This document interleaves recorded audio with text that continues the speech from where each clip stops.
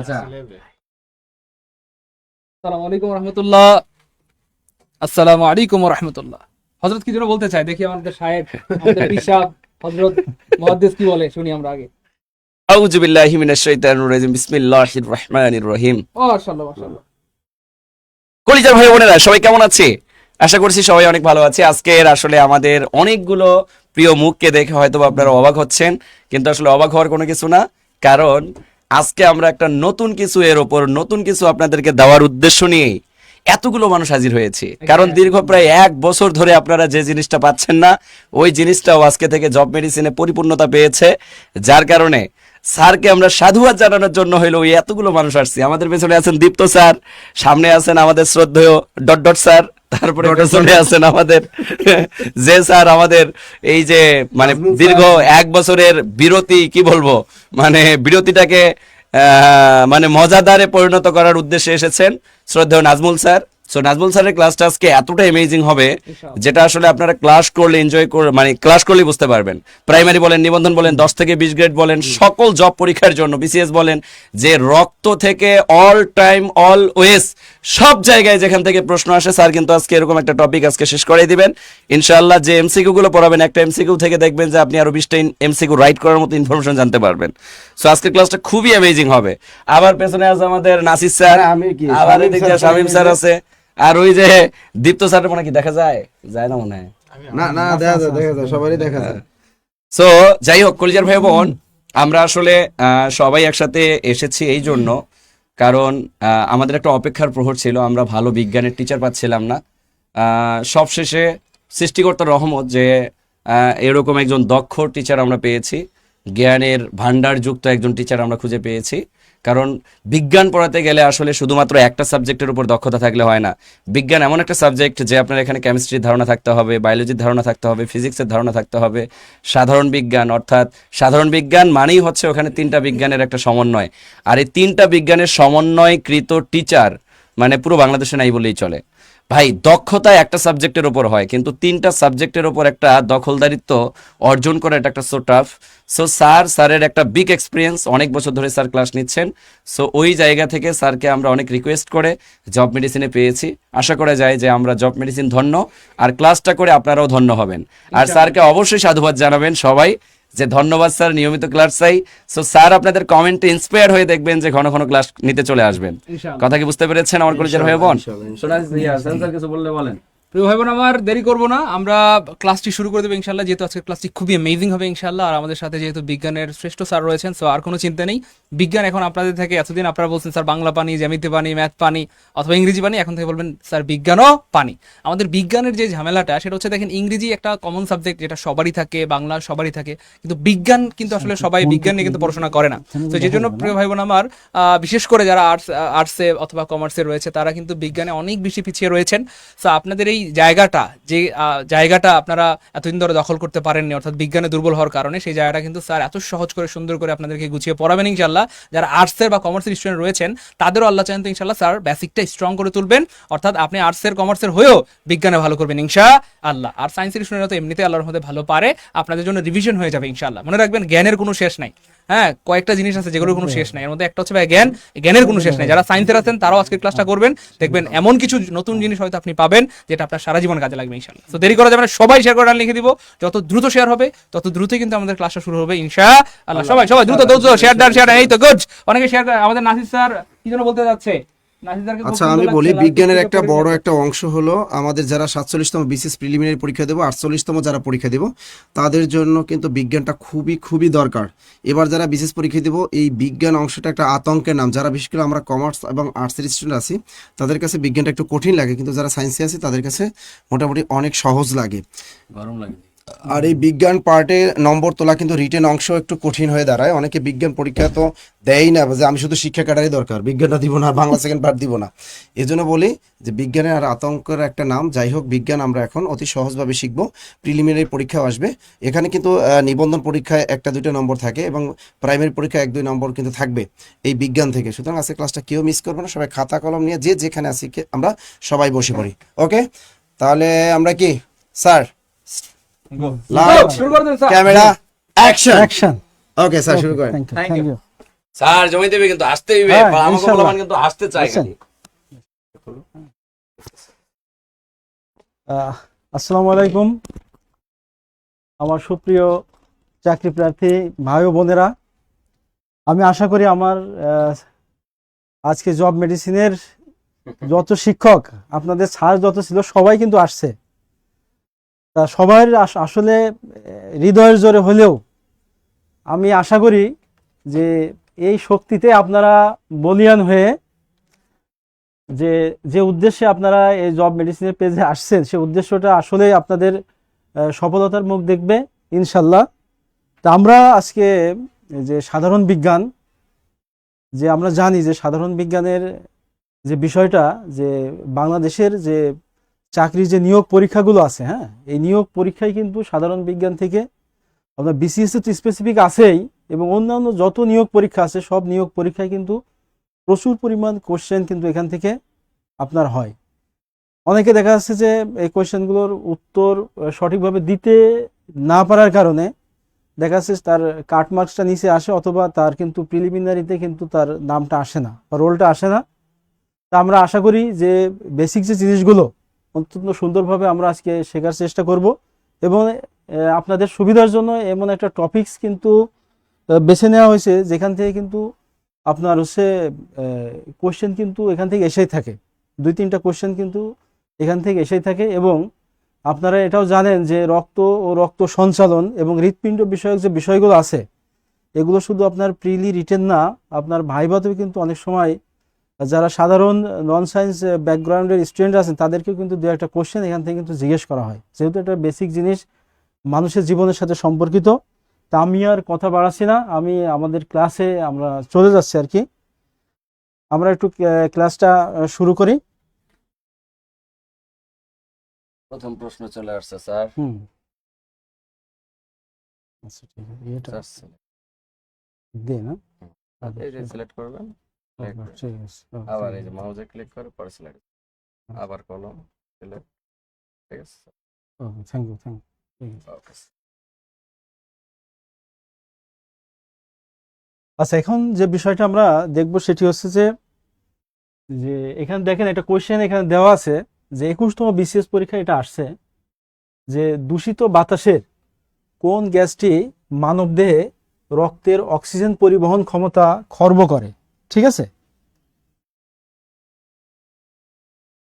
এই কলম নাই, খবর মিসিং। কই রাখছে জুয়ার ভাই? এখানে কলমটা তো নাই, একটু কলমটা দিয়ে যান। আচ্ছা যাই হোক, পরিচার ভাই বোন একটু অপেক্ষা করি, আমরা কলমটা আসলে মিসফায়ার হয়ে গেছে, এখানেই তো থাকে। যাই হোক, এটার উত্তর দেন, কি বলছে? দূষিত বাতাসের কোন গ্যাসটি মানবদেহের রক্তের অক্সিজেন পরিবহন ক্ষমতা খর্ব করে? শুধুমাত্র কি 21তম বিসিএস আসছে? আমি যতটুকু জানি স্যার এটা আরো অন্যান্য অন্যান্য বিসিএস পরীক্ষা, নন ক্যাডার, তারপরে প্রাইমারি শিক্ষক নিবন্ধন, হাই এগুলো তো স্কুলের আসছে। শিক্ষক, হ্যাঁ অনেকবার রিপিট হয়েছে। ঠিক আছে, যে প্রশ্নগুলো বিজ্ঞানে রিপিট হয় এগুলো বারবার আসতেই থাকে আসতেই থাকে আসতেই থাকে আসতেই থাকে। বুঝতে পারছেন? মনে করেন এটা বিসিএস এ আসছে মানে সকল জব পরীক্ষার জন্য আপনি ভাববেন যে 99% ইম্পর্টেন্ট। কেন? কোনো না কোনো জব পরীক্ষা এটাই আবার রিপিট করে দিয়ে দিচ্ছে। বিসিএস এর প্রশ্নগুলো সব সময় বিভিন্ন সাধারণ জব পরীক্ষাগুলোতে রিপিট করে। ওই কলম নাই তো? ও আচ্ছা, ঠিক আছে স্যার, ওকে, আমি সময় নষ্ট করলাম। ঠিক আছে, ক্লাসটা সবাই মিলে আমরা এনজয় করবো ইনশাআল্লাহ। আচ্ছা, আমরা তাহলে শুরু করি। যে যে প্রশ্নটা আমরা এখানে দেখছিলাম যে কোন গ্যাসটি মানবদেহে রক্তের অক্সিজেন পরিবহন ক্ষমতা, হ্যাঁ, অক্সিজেন পরিবহন ক্ষমতাকে খর্ব করে। তাহলে একটা জিনিস খেয়াল করেন যে আমাদের যে রক্ত যে জিনিসটা, সেটা হচ্ছে আমাদের দেহের যে পরিবহন ব্যবস্থা আছে, যে সার্কুলেটরি সিস্টেম আছে, সেই সিস্টেমটা কিন্তু সচল রাখে। হ্যাঁ, হিউম্যান বডির যে সার্কুলেশন সিস্টেমটা আছে। এখন এই যে রক্তটা সে কি করতেছে, আমাদের দেহের ভিতরে যে উপাদানগুলো আছে, হ্যাঁ, যে খাদ্য সার থেকে যে উপাদানগুলো আমরা পাই, সেটা দেহের বিভিন্ন জায়গায় এই রক্তের মাধ্যমে কিন্তু সেটা পৌঁছে যায়। তো এখন এই যে বিভিন্ন উপাদানগুলো বিভিন্ন জায়গায় আমাদের কোষে পৌঁছে যায়, তার ভিতরে একটা গুরুত্বপূর্ণ জিনিস হচ্ছে, সেটা হচ্ছে আমাদের কিন্তু এই যে অক্সিজেন। ঠিক আছে, সেটা হচ্ছে কি আমাদের অক্সিজেন। আমরা জানি যে এই অক্সিজেন আমাদের রক্তের যে লোহিত রক্তকণিকা আছে, একটু খেয়াল করেন যে লোহিত রক্তকণিকা আছে, হ্যাঁ, এই লোহিত রক্তকণিকা এই অক্সিজেন পরিবহনে কিন্তু সাহায্য করে। এটা একটা কিন্তু খুব গুরুত্বপূর্ণ তথ্য যে লোহিত রক্তকণিকা অক্সিজেন পরিবহনে সাহায্য করে। তো এখন এই যে প্রশ্নটা এখানে আছে, যে আপনারা একটু খেয়াল করেন যে এখানে কিন্তু বলছে carbon dioxide, carbon monoxide, nitric oxide এবং সালফার ডাইঅক্সাইড আছে। আপনারা একটু দেখি অ্যান্সারটা দেন যে 21তম বিসিএস পরীক্ষা ছাড়াও পরবর্তীতে অন্যান্য অনেকগুলো পরীক্ষায় চাকরির নিয়োগ পরীক্ষায় কিন্তু এই কোশ্চেনটি এসেছে যে কোনটি যে অক্সিজেনের পরিবহন ক্ষমতাকে খর্ব করে দেয়। লেখা কি বোঝা যায়? একটু খেয়াল করেন, এই যে অক্সিজেন পরিবহন করে লোহিত রক্তকণিকা। যদি আপনারা না বুঝতে পারেন লেখা অবশ্যই বলবেন, ঠিক আছে, অবশ্যই বলবেন।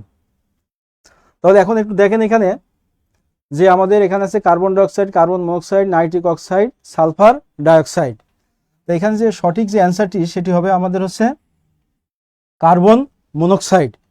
কার্বন মনোক্সাইড, কার্বন ডাইঅক্সাইড এটা কিন্তু আমাদের হচ্ছে অক্সিজেন পরিবহন ক্ষমতাকে খর্ব করে না, যেটা করে সেটা হচ্ছে কার্বন মনোক্সাইড। এটা আমরা জানি কার্বন মনোক্সাইড হচ্ছে নীরব ঘাতক হিসেবে কাজ করে, এবং এটা আমাদের যে লোহিত রক্তকণিকা আছে, লোহিত রক্তকণিকা যে অক্সিজেন সমৃদ্ধ রক্ত পরিবহন করতে সাহায্য করে, সেটা কিন্তু এই কার্বন মনোক্সাইড সেই অক্সিজেনটাকে পরিবহন করতে বাধা দেয়। এখন যে বিষয়টা আছে সেটা আপনারা এখানে দেখে ফেলছেন যে কার্বন মনোক্সাইড এই কাজটি করতে সাহায্য করে। একটু দেখেন,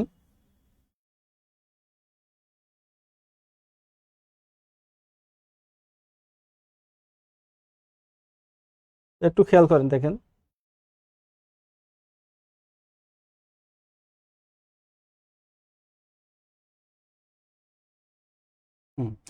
এখানে একটা আছে যে কোনটি রক্তের কাজ নয়। হ্যাঁ, পরে যে কোয়েশ্চেনটা আমাদের কাছে কোনটি রক্তের কাজ নয়, আগের যেটা ছিল দেখেন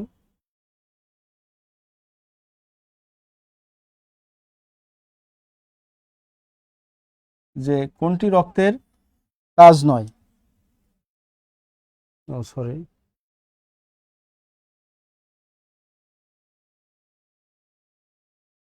তো এই প্রশ্নটা রক্তের সাথে সম্পর্কিত না।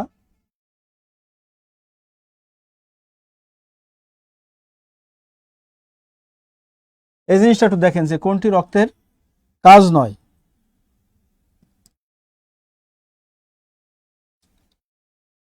আমাদের এই রক্ত বিষয়ক যে জিনিসগুলো আছে একটু খেয়াল করেন যে রক্তের যে কাজ এটা আমাদের খুব ভালো করে পড়তে হবে। হ্যাঁ, একটু ভালো করে দেখেন যে রক্তের যে কাজ সেটা খুব ভালো করে পড়তে হবে। কেন? যে রক্ত আমাদের কি কি দেহে কি কি কাজ করে। বেসিক্যালি রক্তের যে কাজ, সে কাজ কিন্তু যে রক্তের যে 3টা কণিকা আছে, কয়টা কণিকা আছে বলেন? 3টা, 1 2 3। একটা হচ্ছে লোহিত রক্তকণিকা, আর একটা আছে শ্বেত রক্তকণিকা, আর একটা আছে হচ্ছে অনুচক্রিকা। ঠিক আছে, অনুচক্রিকা। এই তিনটা রক্তকণিকা যে কাজগুলো করে বেসিক্যালি সেই কাজগুলোই হচ্ছে আপনার হচ্ছে যে রক্তের কাজ। তাহলে এখন একটা জিনিস খেয়াল করেন যে কোনটি রক্তের কাজ নয়। কলা বা টিস্যু হতে ফুসফুসে বর্জ্য পদার্থ পরিবহন করা। তাহলে দেখেন আমাদের মানবদেহে যে ফুসফুস আছে একটু খেয়াল করেন, এই যে ফুসফুস আমাদের মানবদেহে, হ্যাঁ, একটু দেখেন, ঠিক আছে, এই যে কলা বা টিস্যু হতে এর চারিপাশে মনে করেন যে মানবদেহে যে টিস্যুগুলো আছে, এই টিস্যুগুলো থেকে এই টিস্যুগুলো থেকে ফুসফুসে কি করবে? বর্জ্য পদার্থ পরিবহন করবে। ঠিক আছে, কলা বা টিস্যু হতে ফুসফুসে বর্জ্য পদার্থ পরিবহন করবে। তাহলে এটা কে করে বলেন? এটা অবশ্যই রক্ত করে। ভালো করে খেয়াল করেন, হ্যাঁ, যে কলা বা টিস্যু হতে, এই যে কলা বা টিস্যু হতে ফুসফুসে বর্জ্য পদার্থ পরিবহন করতেছে, কে করবে বলেন? রক্ত করবে। দ্বিতীয় কথা, ক্ষুদ্রান্ত হতে, ঠিক আছে, ক্ষুদ্রান্ত হতে কলাতে খাদ্যের সারবস্তু বহন করা। আমরা যা কিছু খাই, গুড, অমিত শাহ লিখছে লোহিত রক্তকণিকা, শ্বেত রক্তকণিকা, অনুচক্রিকা। ধন্যবাদ। রক্তের 3টা কণিকা। এবার দেখেন ক্ষুদ্রান্ত হতে কলাতে খাদ্যের সারবস্তু বহন করা। আপনারা এটা একটু শেয়ার করে দেন। হ্যাঁ, আচ্ছা, ওকে, আমি লেখাটা একটু মোটা নিচ্ছি। ধন্যবাদ।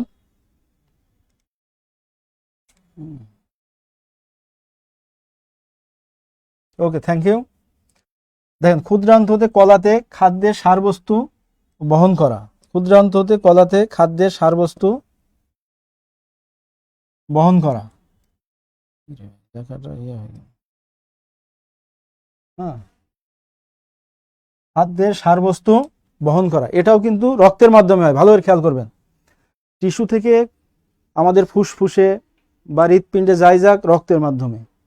আবার আমাদের যে খাদ্যের সারবস্তু আছে, আমরা যেটা খেয়ে ডাইজেস্ট করার পর যে সারবস্তুটা হয়, সেটা কিন্তু রক্তের মাধ্যমে সারা দেহে ছড়িয়ে পড়ে। গুড।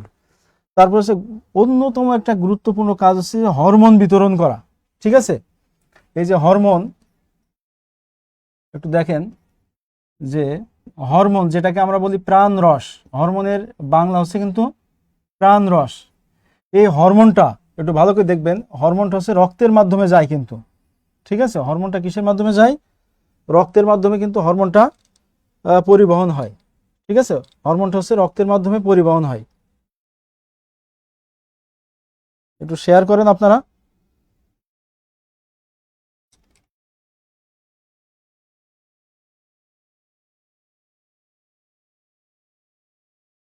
দেখেন যে 2টা জিনিস, একটা কিন্তু হচ্ছে আমাদের হরমোন আর একটা হচ্ছে আমাদের এনজাইম। ঠিক আছে, একটা হরমোন আর একটা হলো এনজাইম। এই হরমোনটা হচ্ছে রক্ত দিয়ে পরিবাহিত হয়, রক্তের মাধ্যমে। ঠিক আছে, হরমোনটা হচ্ছে রক্তের মাধ্যমে পরিবাহিত হয়। আর এই এনজাইম যেটা, এটা কিন্তু রক্তের মাধ্যমে পরিবাহিত হয় না।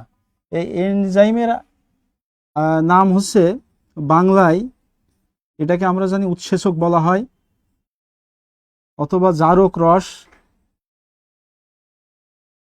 জারক রস, একটু এই নামগুলো একটু জাস্ট লিখে রাখবেন, অথবা পাচক রস, বিভিন্ন নামে আসতে পারে। ঠিক আছে, জারক রস অথবা পাচক রস। তাহলে হরমোনটা আমার কিসের মাধ্যমে পরিবহন হয় বলে? রক্তের মাধ্যমে। তাহলে এখন এই যে আসছে জারক রস বা এনজাইম বিতরণ, এটা কার মাধ্যমে হয়? এটা কি রক্তের মাধ্যমে হবে? এটা কখনোই রক্তের মাধ্যমে হবে না কিন্তু। ঠিক আছে, কখনোই রক্তের মাধ্যমে হবে না। তাহলে আমার এই যে কলা হতে ফুসফুসে বর্জ্য পদার্থ বহন করা, ক্ষুদ্রান্ত হতে বহন করা, তারপরে হরমোন বিতরণ করা, কিন্তু জারক রস বহন করা রক্তের কাজ নয়। সেজন্য সঠিক উত্তর হচ্ছে আমার হচ্ছে জারক রস বিতরণ করা রক্তের কোনো কাজ নয়। দেখেন 3টা কাজ কিন্তু আমরা এখানে শিখলাম। অনেকে এখানে সঠিক উত্তর দিচ্ছে, ধন্যবাদ সবাইকে। হরমোন রক্তের মাধ্যমে পরিবাহিত হয়, গুড। উৎসেচক বা জারক বা পাচক রস, ধন্যবাদ।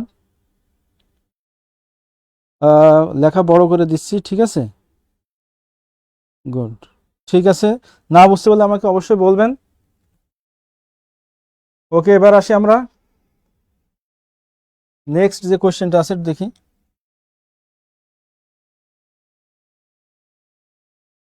আমাদের দেহকোষ রক্ত হতে কি গ্রহণ করে? দেখেন, আমাদের দেহকোষ রক্ত হতে কি গ্রহণ করে? তো রক্তের যে বিষয়টা আছে সেটা হলো যে, আমি একটু জিনিসটা দেখাই দিচ্ছি যে আমরা যদি আমাদের দেহের যে রক্তের যে বিষয়টা দেখি, যে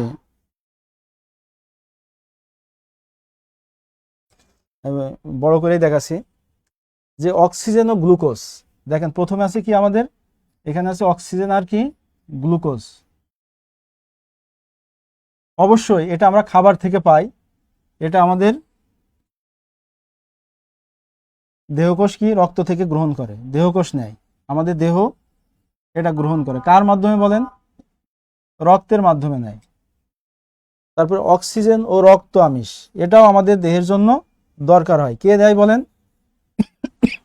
রক্ত দেয়। তারপর দেখেন ইউরিয়া ও গ্লুকোজ। ঠিক আছে, তারপর হচ্ছে অ্যামাইনো অ্যাসিড ও কার্বন ডাইঅক্সাইড। ইউরিয়া ও গ্লুকোজ, তারপর হচ্ছে অ্যামাইনো অ্যাসিড ও কার্বন ডাইঅক্সাইড। এই যে 2টা বিষয়, আপনারা বলতে পারবেন যে আমাদের দেহকোষ রক্ততে কি গ্রহণ করে? অক্সিজেন ও গ্লুকোজ, তারপরে অক্সিজেন ও রক্তের আমিষ, ইউরিয়া ও গ্লুকোজ, অ্যামাইনো অ্যাসিড ও কার্বন ডাইঅক্সাইড। আমাদের প্রশ্নে বলছে এই জিনিসগুলো কিন্তু গ্রহণ করে। কিন্তু এই 4টা জিনিসের ভিতরে কোন জিনিসটা আমাদের দেহকোষ রক্ততে গ্রহণ করে? তাহলে আমাদের দেহকোষ রক্ততে এই 4 জিনিসের ভিতরে অক্সিজেন ও রক্ত আমিষ, অক্সিজেন গ্রহণ করে কিন্তু রক্ত আমিষ সে গ্রহণ করে না। তারপর হচ্ছে ইউরিয়া ও গ্লুকোজ, ইউরিয়া গ্রহণ করে না, গ্লুকোজ করে। অ্যামাইনো অ্যাসিড ও কার্বন ডাইঅক্সাইড, ঠিক আছে, অ্যামাইনো অ্যাসিড সে করতে পারে কিন্তু কার্বন ডাইঅক্সাইড কখনোই করবে না। তাই সঠিক উত্তর হবে রাজশাহী থেকে আছে কি রামবাবু কর্মকার, ধন্যবাদ। হ্যাঁ, একজন লিখছে আরিফ খান, স্যারকে অসুস্থ মনে হচ্ছে। হ্যাঁ, আমি একটু অসুস্থ আছি, অসুস্থ মানে একটু মারাত্মক অসুস্থ আছি আর কি। দোয়া করবেন আমার জন্য যাতে সুস্থ হয়ে আর কি, দ্রুত আল্লাহ যাতে সুস্থ করে দেন। আমি একটু অসুস্থ, মারাত্মকভাবে অসুস্থ আর কি, তারপরও আপনাদের জন্য একটু ক্লাস নিচ্ছি। যাই হোক, যে আমাদের দেহকোষ রক্ত হতে কি গ্রহণ করে? 2টা জিনিস, একটা হচ্ছে অক্সিজেন আর একটা হচ্ছে গ্লুকোজ। এগুলো দেখেন, অক্সিজেন করে কিন্তু রক্ত আমিষ করে না, ইউরিয়া করে না, গ্লুকোজ করে, অ্যামাইনো অ্যাসিড করে, কার্বন ডাইঅক্সাইড করে না। তাহলে এখানে দেখেন 2টা করে উপাদানের নাম লেখা আছে, ঠিক আছে, 2টা উপাদানই করে, এরকম অপশন আছে আমাদের কতে, ঠিক আছে। এই জন্য অক্সিজেন ও গ্লুকোজ, তাহলে অ্যান্সার হবে কি আমাদের অক্সিজেন ও গ্লুকোজ, এই 2টাই সে গ্রহণ করে। ওকে, ধন্যবাদ। অনেক সঠিক উত্তর দিছে যে আহমেদ আব্দুল্লাহ, ঠিক আছে, ওকে।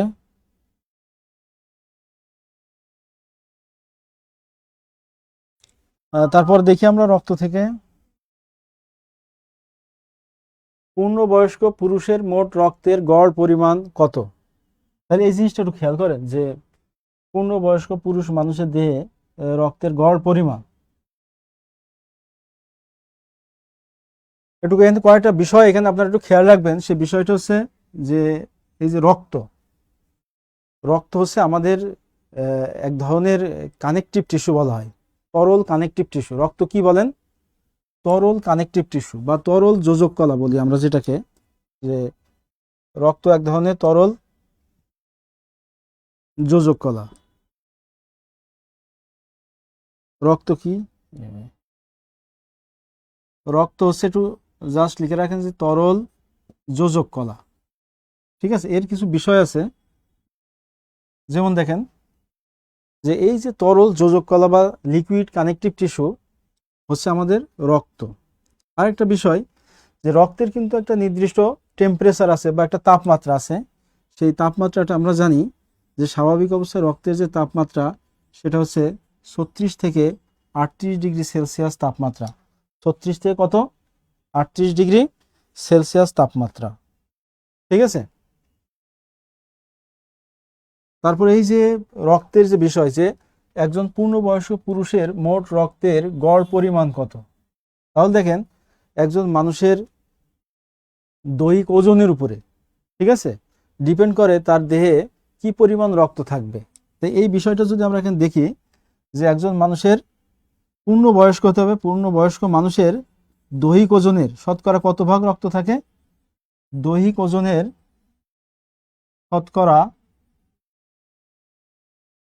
শতকরা 10 ভাগ তার রক্ত থাকে। শতকরা 10 ভাগ কি থাকে বলেন? রক্ত থাকে, ঠিক আছে, 10 ভাগ রক্ত থাকে। তাহলে কোনো মানুষের দেহের ওজন যদি 80 কেজি হয় তাহলে তার দেহে রক্ত থাকা উচিত হচ্ছে 8 কেজি। যদি 50 কেজি হয় তাহলে 5 কেজি। এখন বোঝাচ্ছে যে এই স্ট্যান্ডার্ড মানটা কত? এটা হচ্ছে 5 থেকে 8 লিটার। 5 থেকে কত লিটার? 8 লিটার। এটা থাকলে ভালো, ঠিক আছে। 5 থেকে কয় লিটার? 8 লিটার। এখানে বলছে পূর্ণবয়স্ক পুরুষের মোট রক্তের গড় পরিমাণ কত। এখানে আমাদের যে অপশনগুলো আছে দেখেন, গুড, 36 থেকে 38 ডিগ্রি সেলসিয়াস, নাকি 36 থেকে 38 ডিগ্রি কি সেলসিয়াস। তাহলে এখানে যে এগুলো আছে আমার এখানে 5 লিটার আছে, 7 লিটার, 8 লিটার, 10 লিটার। পূর্ণবয়স্ক পুরুষের মোট রক্তের গড় পরিমাণ হচ্ছে, আমাদের অ্যান্সারটি হবে এখানে 5 লিটার। ঠিক আছে, অ্যান্সারটি হবে 5 লিটার।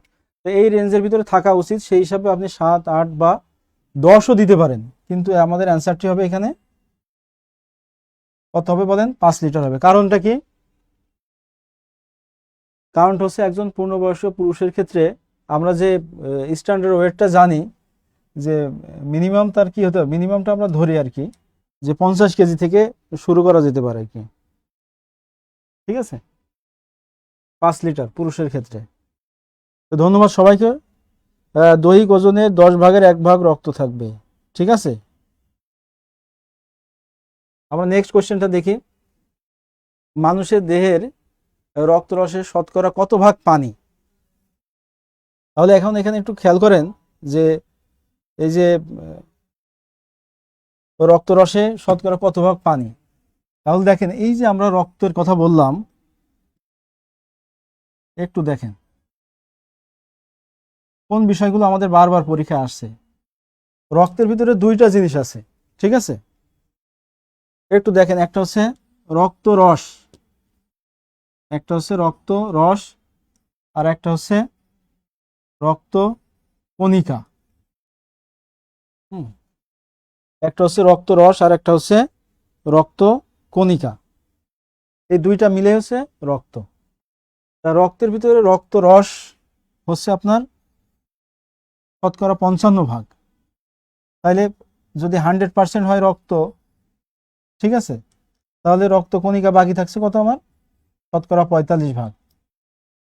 ঠিক আছে, শতকরা কত ভাগ? 45 ভাগ। এই রক্তরস 55%, বাকি হচ্ছে রক্ত কণিকা। এটা একটু খেয়াল রেখেন। তাহলে মানুষের দেহে রক্তরসে শতকরা কত ভাগ পানি থাকে?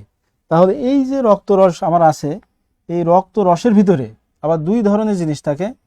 একটা হচ্ছে আপনার পানি, ঠিক আছে, আর একটা হলো হচ্ছে আপনার কঠিন পদার্থ। একটা তরল আর একটা হচ্ছে কঠিন পদার্থ। যেখানে পানি থাকে আপনার হচ্ছে 90 থেকে 92 ভাগ, শতকরা 90 থেকে 92 ভাগ থাকে কি পানি, আর বাকি 8 থেকে 10 ভাগ থাকে, 8 থেকে 10 ভাগ থাকে হচ্ছে কঠিন পদার্থ।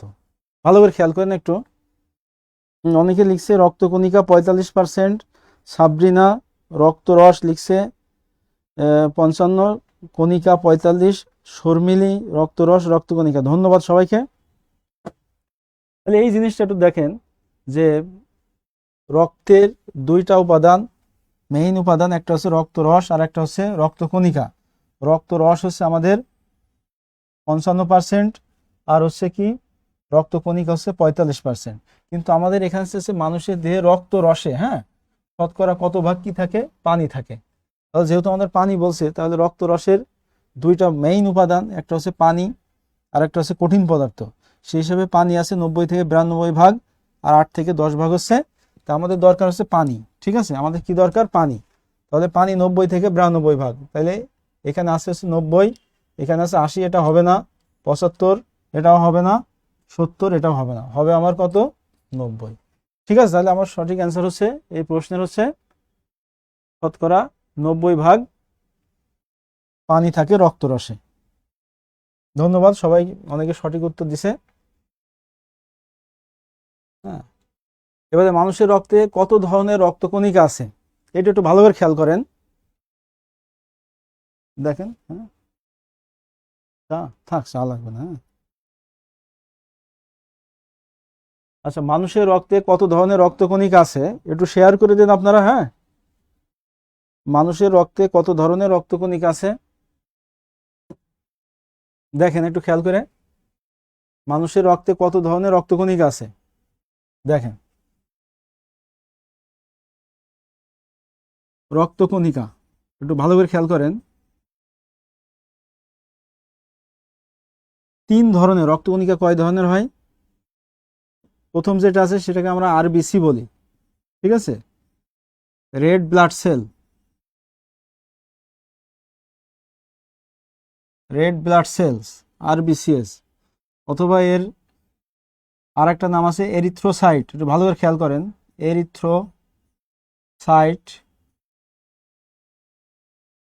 তারপরে এটাকে বাংলায় আমরা যেটা বলি যে লোহিত রক্তকণিকা, লোহিত রক্তকণিকা।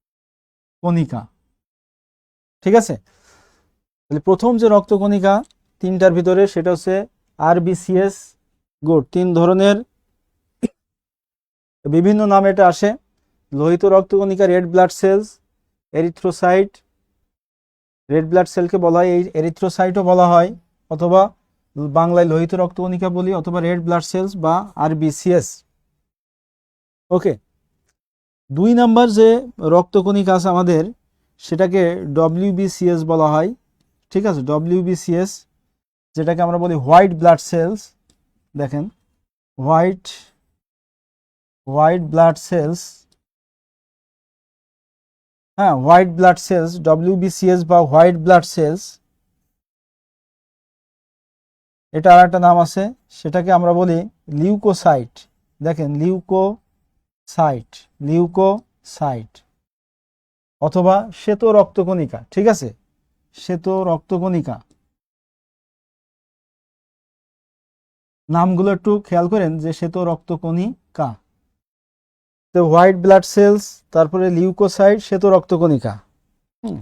তো ইংলিশ নাম এখানে বাংলা এবং ল্যাটিন নামও কিন্তু দিয়ে দিয়েছি, পরীক্ষায় কিন্তু বিভিন্নভাবে এটা আসতে পারে। ঠিক আছে, ধন্যবাদ, লিখছেন আরবিসি, ডব্লিউবিসি, তারপরে লিউকোসাইট। হ্যাঁ, হোয়াইট ব্লাড সেলস 3 ধরনের। তারপর দেখেন যে তৃতীয় যে রক্তকণিকাটা আমাদের আছে সেটাকে আমরা কি বলি? 3 নম্বর যে রক্তকণিকা আছে, দেখেন,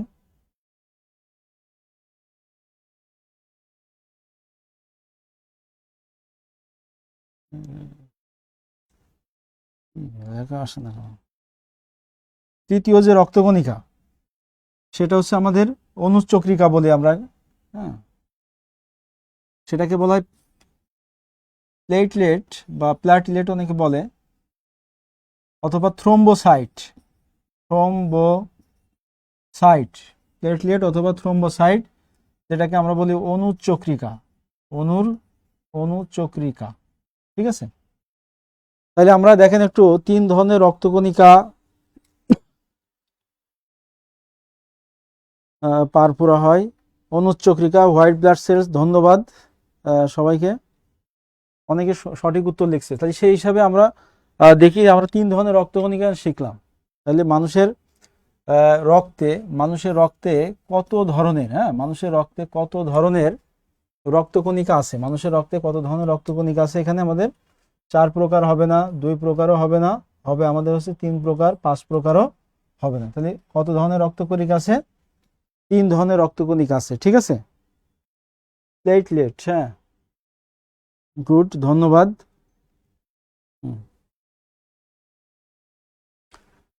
আপনারা এটা ভালো করে একটু শিখে নিন সুন্দর করে।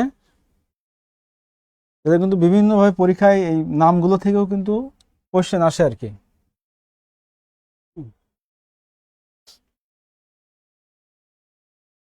দেখেন, আরেকটা এখানে কোশ্চেন আছে যে রক্তে প্রোটিনের হার কত? ঠিক আছে, রক্তে প্রোটিনের হার কত, একটু খেয়াল করেন।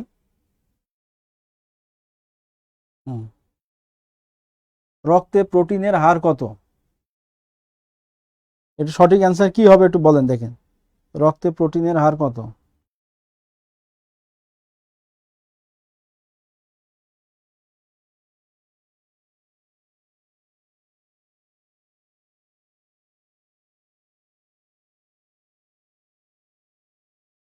একটু খেয়াল করেন যে রক্তের যে উপাদানগুলো আছে,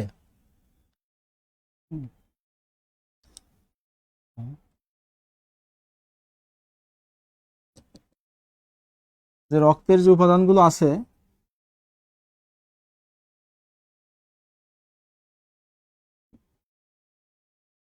সেই উপাদানের ভিতরে একটা গুরুত্বপূর্ণ যে উপাদানটা সেটাকে আমরা প্লাজমা প্রোটিন বলি। রক্তের কি? Plasma protein. ঠিক আছে, এখন দেখেন এই কোশ্চেনটা আসছে আপনার প্রাইমারি সহকারী শিক্ষক নিয়োগ পরীক্ষায়। তাহলে একটু দেখেন যে এখানে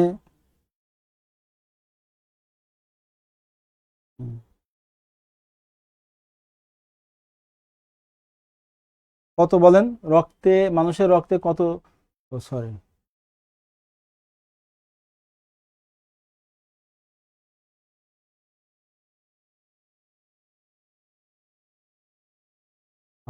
এর হার কত, প্রোটিনের হার কত রক্তে, প্রোটিনের হার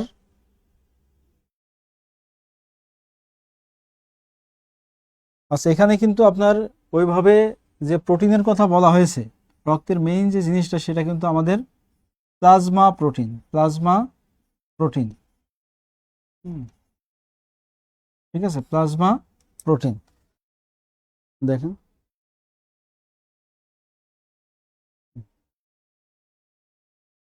এটার কিন্তু যে সঠিক যে অ্যান্সারটা, এখানে কিন্তু স্পেসিফিক সঠিক অ্যান্সার কিন্তু নাই, কিন্তু এই কোশ্চেনটাই কিন্তু ওই সময়ও আসছে পরীক্ষায়, এর পরবর্তীতে কিন্তু অনেকবার আসছে এবং সেম আশ্চর্যের বিষয় সেম অপশনগুলোই কিন্তু এখানে আছে।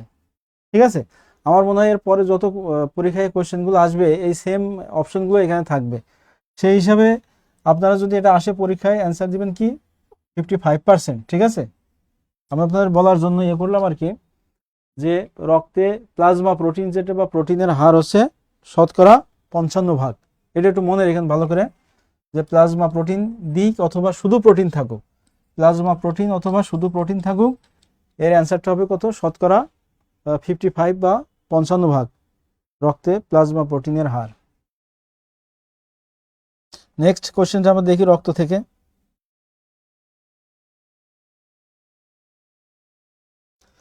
দেখেন এখানে একটা বিষয় আছে যে হাইপোগ্লাইসেমিয়া কিসের অভাবে হয়। হ্যাঁ, এই যে হাইপোগ্লাইসেমিয়া কিসের অভাবে হয়। তা আমাদের যে রক্তে আমরা যে খাবারটা খাই, একটু ভালো করে দেখেন আপনারা। হ্যাঁ, একটু ভালো করে দেখেন, আমরা যে খাবার খাই, হ্যাঁ, এই খাবারটা বেসিক্যালি আমাদের ডাইজেস্ট হয়ে কিসে পরিণত হয় বলেন, গ্লুকোজে পরিণত হয়। ঠিক আছে, এটা যদি আমি আরো একটু এভাবে লিখি যে গ্লুকোজে কিভাবে পরিণত হয়, একটু একটু দেখেন আপনারা। যে আমরা যে খাবারগুলো খাই, কয় ধরনের খাবার খাই, বেসিক্যালি 3 ধরনের। একটা হচ্ছে আমাদের শর্করা, তারপরে আছে আমিষ, তারপর হচ্ছে কি বলেন, স্নেহ বা চর্বি জাতীয় খাবার। তাহলে এই যে শর্করা, এটা কিসে পরিণত হয়, ডাইজেস্ট বা পরিপাক হওয়ার পরে আমিষ এবং স্নেহ, এর শেষ পরিণতি কি, শর্করা জাতীয় খাবার শেষে কিসে পরিণত হয় বলেন, গ্লুকোজে পরিণত হয়। আমিষ পরিপাক শেষে অ্যামাইনো অ্যাসিডে পরিণত হয়, অ্যামাইনো অ্যাসিডে পরিণত হয়, এবং স্নেহ জাতীয় যে খাদ্য উপাদান আছে সেটা আমাদের ফ্যাটি অ্যাসিডে পরিণত হয়, ফ্যাটি অ্যাসিডে পরিণত হয়। ঠিক আছে, এই খাবারগুলো আমরা যে খাবারই খাই না কেন, এই 3টার বাইরে কিন্তু আমরা যাইতে পারবো না। ঠিক আছে, একটু ভালো করে খেয়াল করেন যে আমরা যে খাবারই খাই না কেন, যাই খাই না কেন, সেটা হয় শর্করা, নইলে আমিষ, নইলে কি স্নেহ, এবং এই খাবারগুলো পরিপাক শেষে শর্করা গ্লুকোজে পরিণত হয়, আমিষ অ্যামাইনো অ্যাসিডে পরিণত হয়, স্নেহ ফ্যাটি অ্যাসিডে পরিণত হয়। এখন এই যে খাবারগুলোর যে খাদ্য সারগুলো আছে, এগুলো রক্তের মাধ্যমে আমাদের দেহের বিভিন্ন কোষে বা সেলে পৌঁছায়। ঠিক আছে, এখন এই যে খাদ্যের যে উপাদান, এগুলোর যে খাদ্য সারগুলো আছে, এগুলোর যদি অভাব বা ঘাটতি দেখা দেয়, তাহলে কিন্তু বিভিন্ন সমস্যার সৃষ্টি হয়। তাই এই যে খাদ্য উপাদানগুলোর মধ্যে একটা জিনিস আছে, দেখেন ক্যালসিয়াম, ক্যালসিয়াম কি এখানে আছে নাকি, ক্যালসিয়াম নাই, ভিটামিন এ নাই, ইনসুলিন নাই। তাই এই একটা জিনিস এখানে আছে যে রক্তের গ্লুকোজ। ঠিক আছে, এই গ্লুকোজের পরিমাণ যদি কমে যায় তাহলে একটা অসুখ হয় বা একটা সমস্যার সৃষ্টি হয়, সেটা হচ্ছে কি, সেটাকে বলা হয় হাইপোগ্লাইসেমিয়া। হ্যাঁ, হাইপোগ্লাইসেমিয়া, গ্লাইসেমিয়া, এটা হচ্ছে গ্লুকোজের অভাব বা ঘাটতিজনিত সমস্যা, গ্লুকোজের অভাব বা ঘাটতিজনিত সমস্যা। গুড। প্রোটিন গঠনের মূল একক অ্যামাইনো অ্যাসিড। ঠিক আছে, রক্তের গ্লুকোজ। ওকে, তাহলে হাইপোগ্লাইসেমিয়া কিসের অভাবে হয়? রক্তের গ্লুকোজের অভাবে এটি হয়। ঠিক আছে, তাহলে এখানে কয়েকটা জিনিস কিন্তু আপনারা শিখলেন, এগুলো কিন্তু আপনাদের খুবই গুরুত্বপূর্ণ। এই যে শর্করা, আমিষ এবং স্নেহ পরিপাক হওয়ার পরে তারা কিসে পরিণত হয়। ঠিক আছে, তারপর আমরা দেখি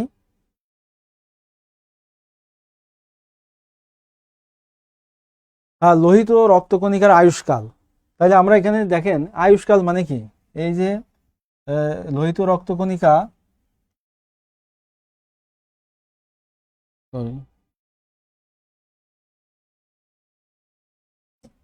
লোহিত রক্তকণিকার আয়ুষ্কাল।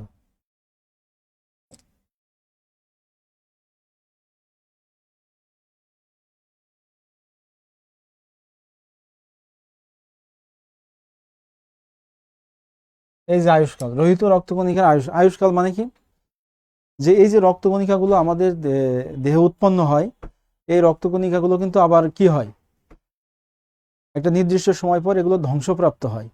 ঠিক আছে, ওই যে যতদিন পর্যন্ত তার অ্যাক্টিভ থাকে এটাই তার আয়ুষ্কাল। তাই এই 3 ধরনের যে রক্তকণিকাগুলো আছে আমাদের, যে লোহিত রক্তকণিকা, তারপরে ছিল আমাদের এই যে হোয়াইট ব্লাড সেল, শ্বেত রক্তকণিকা, তারপরে আমাদের ছিল হচ্ছে অনুচক্রিকা, প্লেটলেট। এই 3 ধরনের রক্তকণিকা ছিল। তাহলে এই 3 ধরনের রক্তকণিকা আমাদের দেহে উৎপন্ন হয়, আবার এরা কি হয় একটা সময় পরে যেটা ধ্বংসপ্রাপ্ত হয়।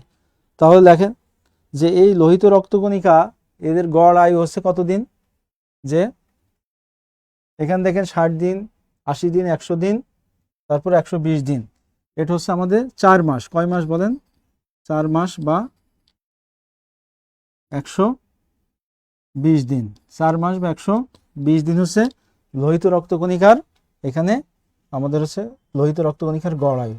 এটা কিন্তু মাস হিসেবেও পরীক্ষায় আসতে পারে, আবার দিন হিসেবেও আসতে পারে। এই জন্য আপনারা এটা কিন্তু ভালো করে, এটা লোহিত রক্তকণিকা বেঁচে থাকা বোঝায়। একটু ভালো করে খেয়াল করে শিখেন। হ্যাঁ, তারপরে ডব্লিউবিসি, এটা হচ্ছে আপনার 5 থেকে 10 দিন, খুবই কম সময়। ঠিক আছে, তারপরে প্লেটলেট, হ্যাঁ, তারপরে প্লেটলেট আছে আপনার, এটা 15 দিন পর্যন্ত বাঁচতে পারে, অথবা 8 থেকে 10 দিন পর্যন্ত বাঁচতে পারে। ঠিক আছে, কিন্তু সবচেয়ে গুরুত্বপূর্ণ হচ্ছে আমাদের এই যে লোহিত রক্তকণিকার 4 মাস বা 120 দিন। এটা একটু ভালো করে শিখে রাখবেন, 4 মাস বা 120 দিন হচ্ছে লোহিত রক্তকণিকার গড় আয়ু। 1 থেকে 15 দিন, প্লেটলেট 10 দিন। ঠিক আছে, 8 থেকে 10 দিন হতে পারে, তারপর 15 দিন হতে পারে। বেসিক্যালি লোহিত রক্তকণিকা, শ্বেত রক্তকণিকা আর প্লেটলেটের ভিতরে, ঠিক আছে, এটা 5 থেকে 15 দিন হতে পারে, বা 10 থেকে এও হতে পারে। এই জন্য আপনাদের যেটা দরকার সেটা হচ্ছে এই যে লোহিত রক্তকণিকার, এটা আমাদের পরীক্ষায় বারবার এসে থাকে এবং ভবিষ্যতে ইনশাল্লাহ আসবে আরো। ঠিক আছে, ওকে, ঠিক আছে, ধন্যবাদ। তাহলে 120 দিন আমাদের হচ্ছে লোহিত রক্তকণিকার গড় আয়ু। এবার আসেন যে আমরা দেখি যে মানুষের রক্তে লোহিত রক্তকণিকা কোথায় সঞ্চিত থাকে। ঠিক আছে, যে এই যে লোহিত রক্তকণিকা কোথায় সঞ্চিত থাকে, এখানে 3টা জিনিস আছে। হৃদযন্ত্র আছে, হৃদযন্ত্র আমরা যে হার্ট বলি, ঠিক আছে, হার্ট। বৃক্ক আমাদের হচ্ছে কিডনি, হ্যাঁ, আমাদের লাংস, আর একটা আছে স্প্লিন বা প্লেহা। ওকে, স্প্লিন বা প্লেহা। এই 4টা জিনিসের ভিতরে প্রথম যে 3টা আছে, এখানে লোহিত রক্তকণিকা সঞ্চিত থাকে না, থাকে কোথায়, যে স্প্লিন বা প্লীহাতে লোহিত রক্তকণিকা সঞ্চিত হয়।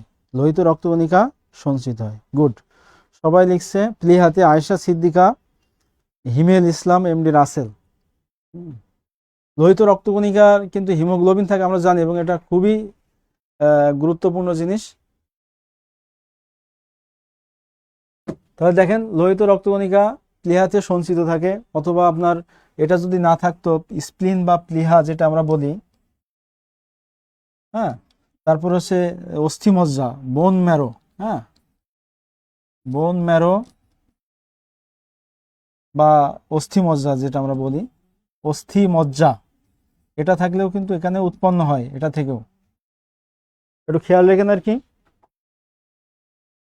ভাই এই সেই স্লাইডটা ওইটা আসে নাই তো, যেটা কারেকশন করে দিয়েছি, যেটা যেভাবে লিখছি ওইটা আসছে। আচ্ছা ঠিক আছে, হ্যাঁ, বোন ম্যারো বা অস্থি মজ্জা, আর হচ্ছে প্লিহা। গুড।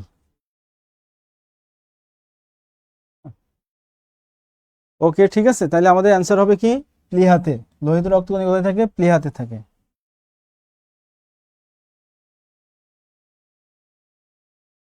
এবার আসেন গুরুত্বপূর্ণ যে জিনিসটা, সেটা হচ্ছে যে লোহিত রক্তকণিকার কাজ হলো, লোহিত রক্তকণিকার কাজ, কার কাজ বলেন? লোহিত রক্তকণিকার কাজ এই যে অক্সিজেন বহন করা, নাইট্রোজেন, কার্বন ডাই অক্সাইড, রোগ প্রতিরোধ করা। খুবই গুরুত্বপূর্ণ এবং আমি ধরে নিই যে একমাত্র কাজ, লোহিত একমাত্র কাজ, ঠিক আছে, লোহিত রক্তকণিকার একমাত্র কাজ, আরবিসি এর একমাত্র কাজ হলো অক্সিজেন পরিবহন করা। অক্সিজেন কি করা? পরিবহন করা, অক্সিজেন পরিবহন করা। লোহিত রক্তকণিকার একমাত্র কাজ হলো কি?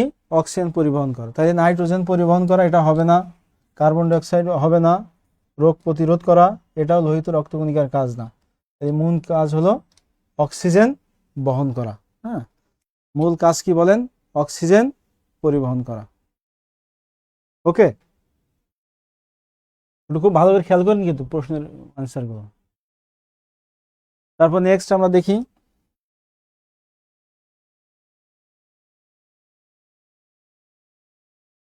এখানে যে বিষয়টা আছে রক্ত শূন্যতা বলতে, হ্যাঁ দেখেন যে রক্ত শূন্যতা বলতে কি বোঝায়? রক্ত শূন্যতা,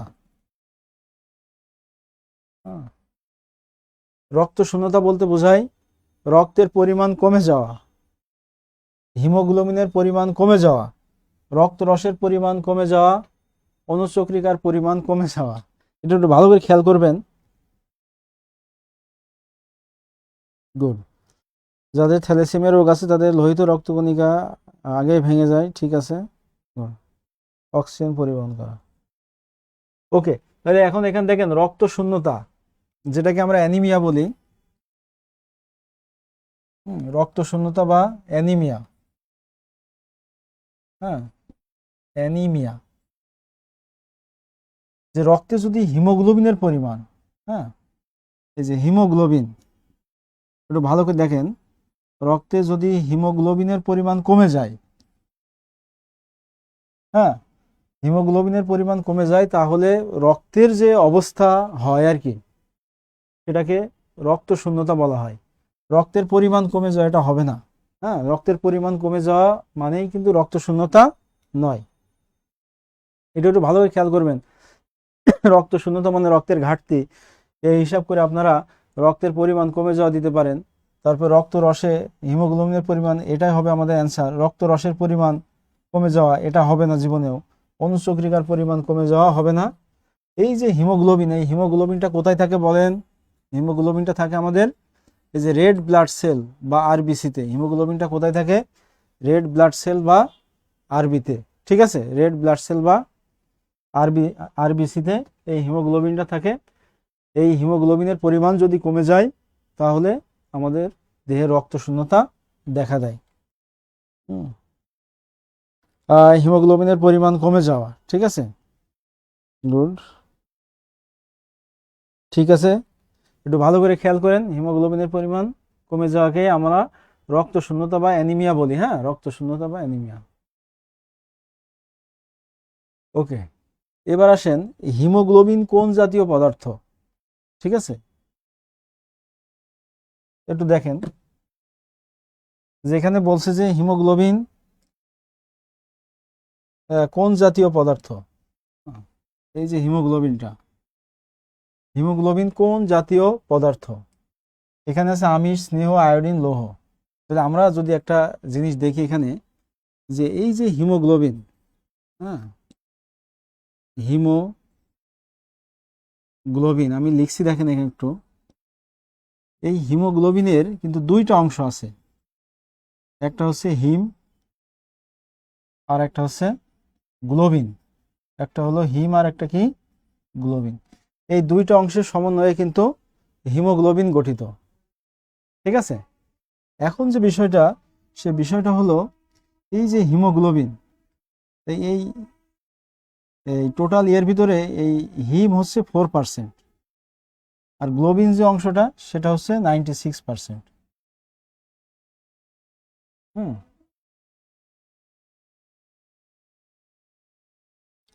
ঠিক আছে, গ্লোবিন কত? 96%।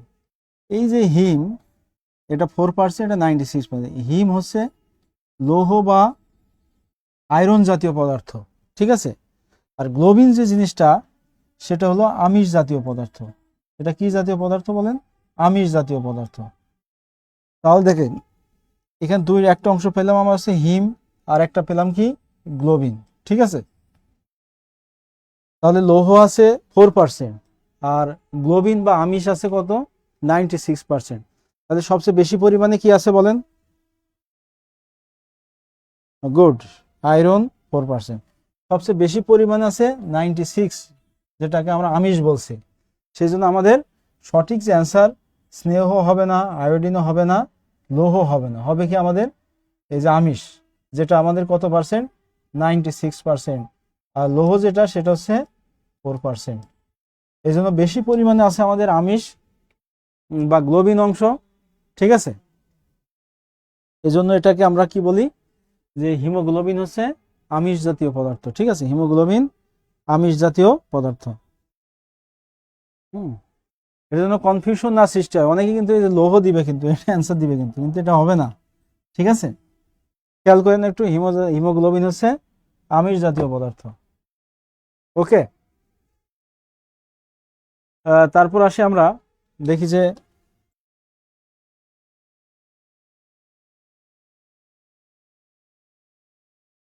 নেক্সট কোশ্চেনটা দেখি, যে মানবদেহের লোহিত ও শ্বেত রক্তকণিকার অনুপাত কত?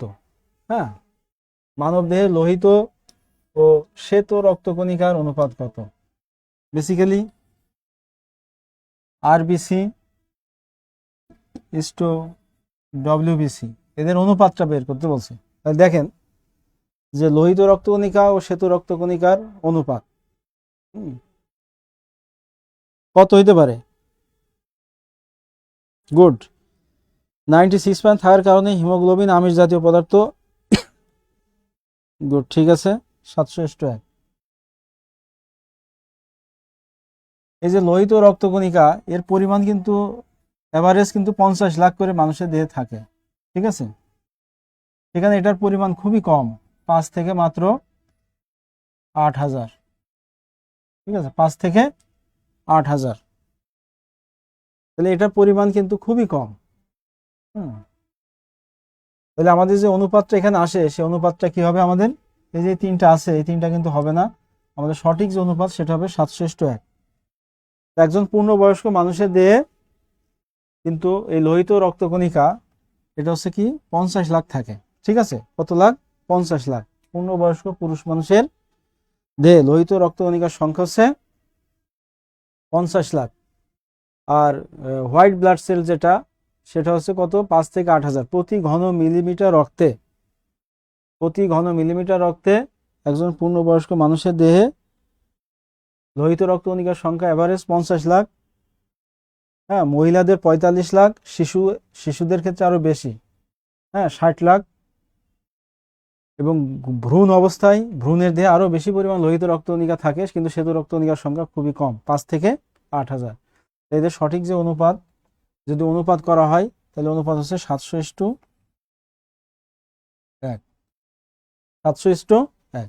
ঠিক আছে, এটা হচ্ছে লোহিত রক্তকণিকার অনুপাত ও শ্বেত রক্তকণিকার অনুপাত। লোহিত ও শ্বেত রক্তকণিকার অনুপাত। ধন্যবাদ সবাইকে, ভালো। আচ্ছা আচ্ছা, ঠিক আছে, 700:1। ঠিক আছে, ক কে লিখছে? যে আরিয়ান ইসলাম মাহদি, মিস চায়না, স্বপ্না আক্তার, আব্দুল্লাহ সাদিক। ঠিক আছে, সবাই ঠিক আছে। সাবিনা ইয়াসমিন শেওলি। তারপরে দেখি আমরা যে অ্যানিমিয়া রোগ হয় কিসের অভাবে। ভালো করে দেখেন কিসের অভাবে অ্যানিমিয়া রোগ হয়, একটু দেখেন খেয়াল করে যে অ্যানিমিয়া রোগ কিসের অভাবে হয়। হুম যে অ্যানিমিয়া রোগ কিসের অভাবে হয় একটু দেখেন। এই যে অ্যানিমিয়ার কথা বলছি আমরা, একটু দেখেন। দেখেন একটু, আমরা কিন্তু আগে একটা কোশ্চেন দেখছি যে অ্যানিমিয়া, যেটাকে আমরা রক্ত শূন্যতা বলছিলাম। হ্যাঁ, হিমোগ্লোবিনের পরিমাণ যদি কমে যায়, রক্তে হিমোগ্লোবিনের পরিমাণ যদি কমে যায়, তাহলে কিন্তু আমাদের যে রোগটা হয় সেটা হচ্ছে কি অ্যানিমিয়া। আমরা এর আগের যে কোশ্চেনটা দেখলাম, আমাদের যে হিমোগ্লোবিন ছিল, হ্যাঁ, তো হিমোগ্লোবিন আমরা কি জাতীয় পদার্থ বলছিলাম, যে আমিষ জাতীয় পদার্থ, ঠিক আছে। তো এর যে দুইটা অংশ, একটা ছিল আমাদের হচ্ছে হিম, আর একটা হচ্ছে আমাদের কি গ্লোবিন, এই দুইটা অংশ কিন্তু ছিল। তা আমরা যদি স্পেসিফিকভাবে বলতে যাই যে কিসের অভাবে এই অ্যানিমিয়া রোগ হয়, টোটাল হিমোগ্লোবিনটা আমরা জানি আমিষ জাতীয় পদার্থ, ঠিক আছে। কি জাতীয় পদার্থ? আমিষ জাতীয় পদার্থ। কারণ এখানে 96 ভাগ হচ্ছে গ্লোবিন, শতকরা 96 ভাগ, এবং মাত্র 4 ভাগ হচ্ছে হিম। কিন্তু এই যে হিমোগ্লোবিনের যে হিম অংশটা, এই হিম অংশটার কারণে আমাদের হচ্ছে এই অ্যানিমিয়া হয়। এই হিম অংশটা আমরা জানি আয়রন বা লৌহ, ঠিক আছে, আয়রন বা লৌহ। তাহলে আমরা এখানে যে কোশ্চেনের অপশনগুলো আছে আমাদের, দেখেন, লোহের অভাবে, ক্যালসিয়ামের অভাবে, আয়োডিনের অভাবে, খাদ্য লবণের অভাবে। এখানে কিন্তু হিমোগ্লোবিনের কথা বলা নাই কিন্তু, ঠিক আছে। আগের প্রশ্নে যেরকম বলা ছিল যে কিসের অভাবে অ্যানিমিয়া হয়, তাহলে এখানে আমাদের কি হবে বলেন?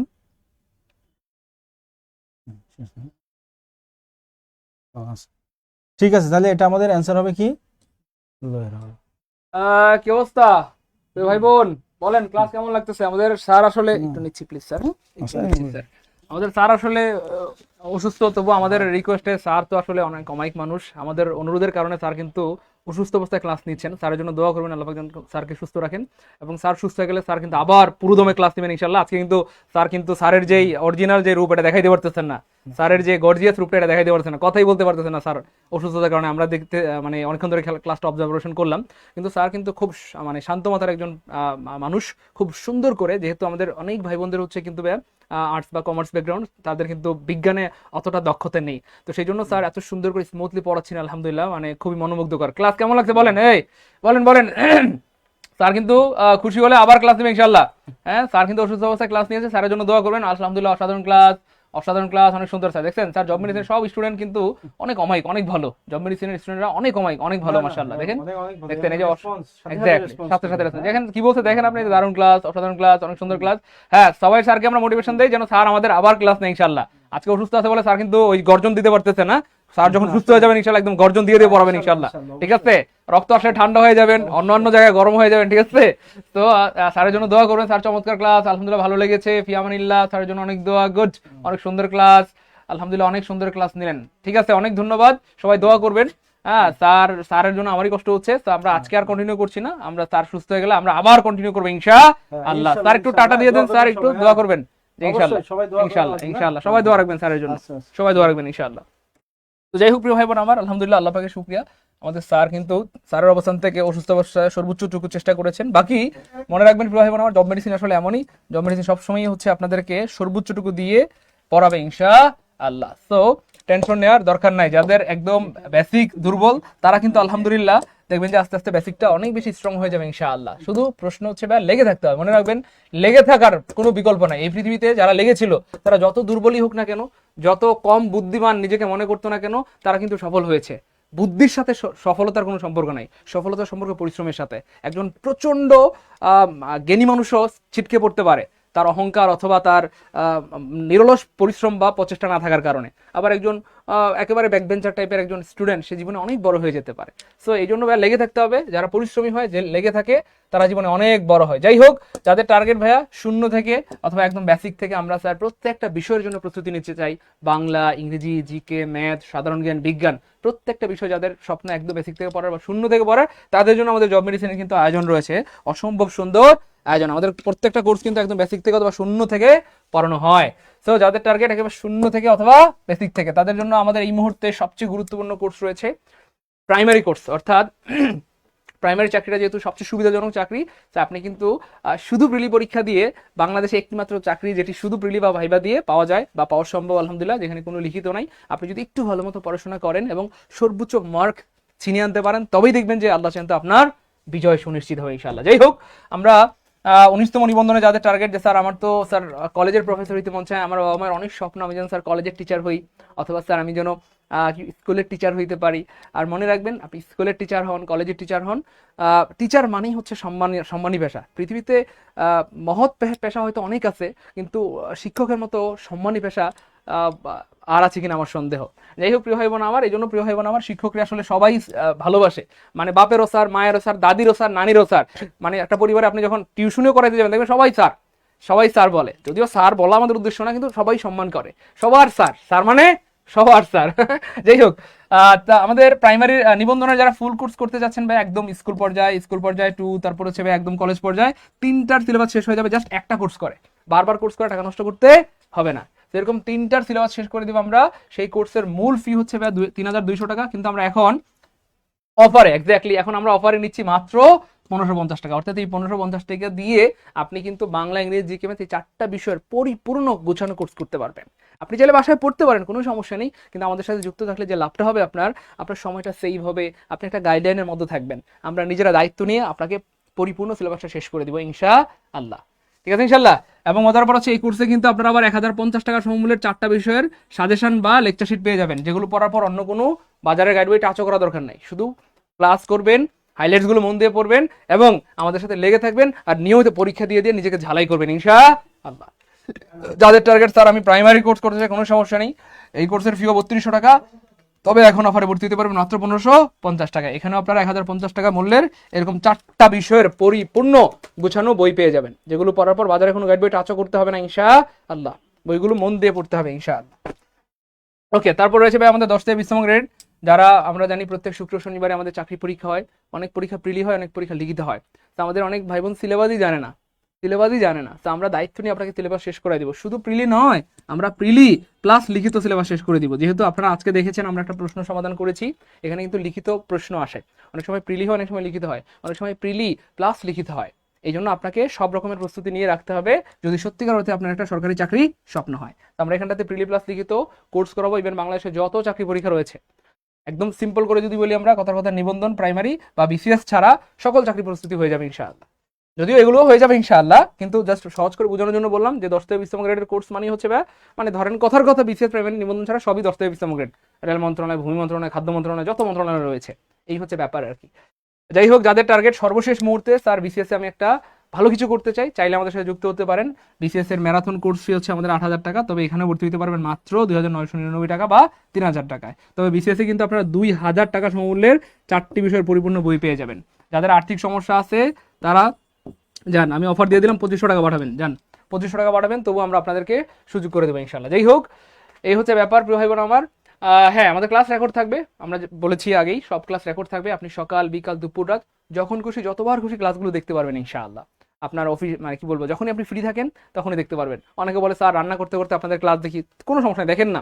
অনেকে বলে স্যার বাসে বসে বসে, স্যার জ্যামের মধ্যে বসে বসে আপনাদের ক্লাস দেখি, দেখেন না, সমস্যা কি, যখন খুশি তখন দেখতে পারবেন ইনশাআল্লাহ। হ্যাঁ, সব ক্লাস রেকর্ড থাকবে এবং প্রত্যেকটা ক্লাসের উপর এক্সাম নেওয়া হবে। প্রত্যেকটা কোর্সে 1050 টাকা মূল্যের হাইলাইটস পাবেন ফ্রিতে, কোনো টাকা লাগবে না, অর্থাৎ 1550 টাকা দিয়ে ভর্তি হইলেই আপনি কিন্তু হাইলাইটস বা লেকচার শিটগুলো ফ্রিতে পেয়ে যাবেন। আর বিসিএস এ আপনি 2000 টাকার লেকচার শিট পেয়ে যাবেন। যারা ভর্তি হতে যাচ্ছেন, এটা হচ্ছে আমার নাম্বার, প্রিয় ভাই বোন আমার 01767265758। এটা হচ্ছে আমাদের সবার প্রিয় মমিনুল স্যারের নাম্বার। দুইটা নাম্বারে যেহেতু পার্সোনাল, অবশ্যই আপনাদেরকে সেন্ড মানি করতে হবে। সেন্ড মানি করে জাস্ট আপনারা কমেন্টে লিখে দেবেন পেমেন্ট ডান, জাস্ট কষ্ট করে কমেন্টে লিখতে হবে পেমেন্ট ডান লিখলে আমরা এখনই আপনাদেরকে সিক্রেট গ্রুপে অ্যাড করে দেবো ইনশাআল্লাহ। মনে রাখবেন, সার্কুলার আসলে সবাই পড়াশোনা করবে, যারা সার্কুলারের অপেক্ষায় পড়াশোনা করছেন না প্রিয় ভাই বোন আমার, আপনাদের হাতে পায়ে ধরে অনুরোধ করি এই কাজটা করবেন না, এই এত বড় ক্ষতিটা করবেন না, নিজের এত বড় ক্ষতি করবেন না, নিজেকে বিপদের সম্মুখীন করবেন না প্লিজ। সার্কুলার আসলে তো সবাই পড়াশোনা করবে, এক দমে দেখবেন 15-20 লাখ পোলাপান পড়াশোনায় বসে যাবে, তো তখন তো আপনি কুলাইতে পারবেন না প্রিয় ভাই বোন আমার। এই জন্য এখন থেকে যারা পড়াশোনা করবে, এখন থেকে যারা চেষ্টা করবে, এখন থেকে যারা লেগে থাকবে, অল্প হোক কিন্তু এখন থেকে যদি লেগে থাকেন, আপনার বিজয় সুনিশ্চিত ইনশাআল্লাহ।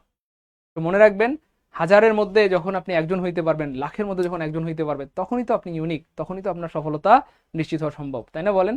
সবার মতো যদি আপনি হন তাইলে তো আর হইল না, তাই না প্রিয় ভাই বোন আমার সাথে রাগ করিয়েন না, আমাকে মাফ করে দেন।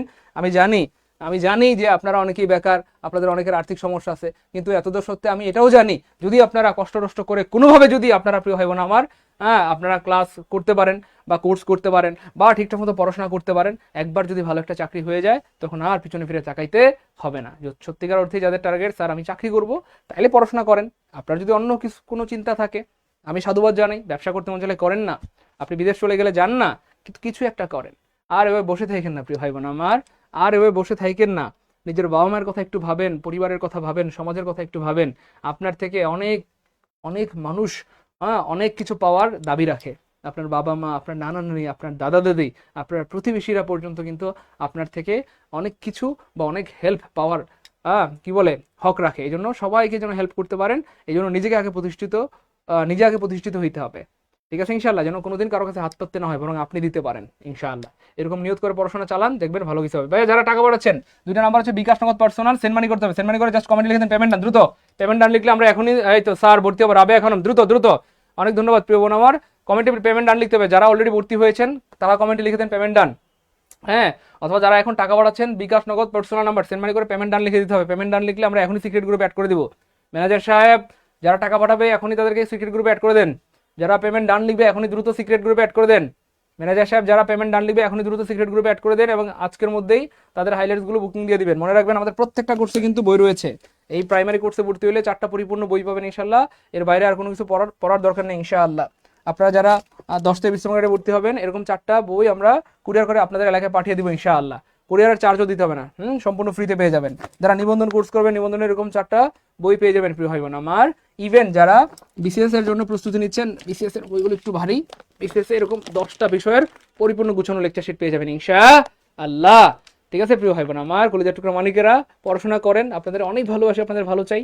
হ্যাঁ, হয়তো আপনার জীবন থেকে, আপনি কোর্সে ভর্তি হলে হয়তো আপনার জীবন থেকে 1500 টাকা চলে যাবে, কিন্তু প্রিয় ভাই বোন আমার, আপনার যদি 1500 টাকা যায়ও, কিন্তু যদি এর বিনিময়ে যদি আল্লাহ চান একটা ভালো রিজিকের ব্যবস্থা হয়, ভালো কিছু হয়, এটা কিন্তু আপনার মধ্যে অন্য লেভেলের একটা ভালো লাগা কাজ করবে ইনশাআল্লাহ। নিজেকে বুদ্ধিমান মনে হবে যে আমি 1500 টাকা ইনভেস্ট করে অনেক কিছু শিখতে পেরেছি, যেটা আমার পরীক্ষায় কাজে লেগেছে বা আমার চাকরি হয়েছে আলহামদুলিল্লাহ।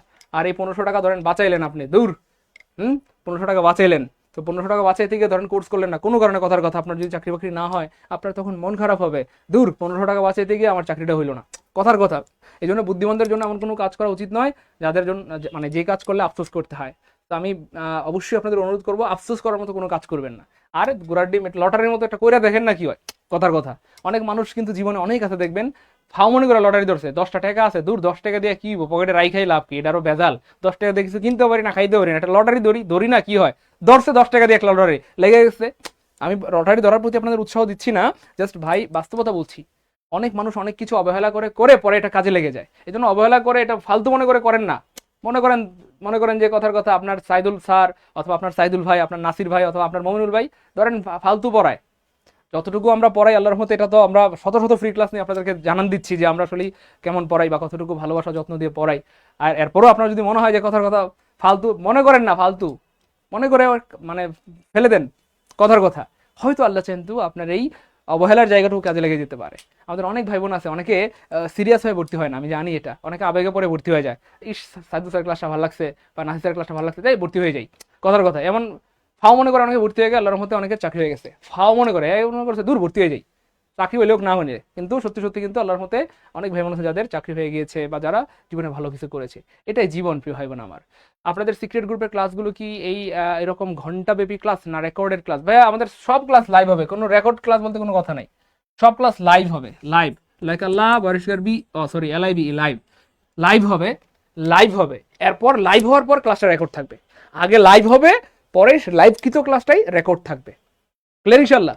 এই হচ্ছে ব্যাপার। কোনো রেকর্ড ক্লাস হবে না, সবগুলো ক্লাস লাইভ হবে।